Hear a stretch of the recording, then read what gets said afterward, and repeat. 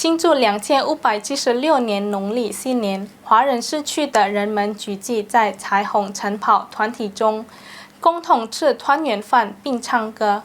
这次活动成为了彩虹晨跑团的一次联谊盛会，增进了团体成员之间的关系。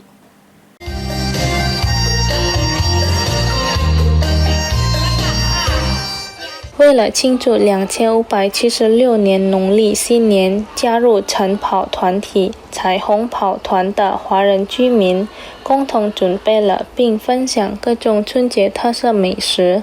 这次团圆饭活动展示了团结的象征，旨在融合社区内的多样性。团圆饭是在 Celebrity 饭馆举行的，大家都热情欢迎。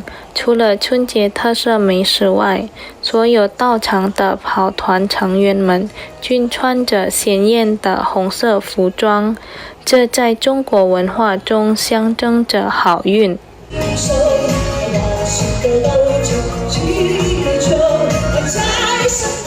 在木蛇年，彩虹跑团希望能带来好运，尤其是在金钱方面。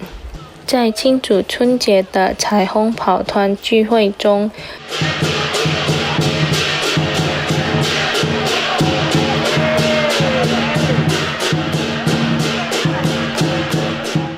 ，Ya, saya harapkan di tahun Imlek yang baru ini kita bisa kebersamaan kita bisa lebih akrab dan juga kita ke depan khusus untuk tahun ini kita diberi berkah yang lebih daripada tahun yang lalu. Nah, Pelangi menunjukkan bahwa kebahagiaan kami dan pada ketahui kami sini juga tidak membedakan ras, suku dan agama.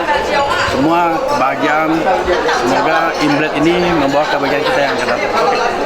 Pak Ketua, mungkin bisa dijelaskan sedikit tradisi dari Imlek ini memang seperti ini Pak Ketua, ada kumpul-kumpul, makan-makan? Kumpul-kumpul untuk bentuk pribadi kami, untuk kesatuan dan persatuan. Inilah kami Pelangi yang sebenarnya.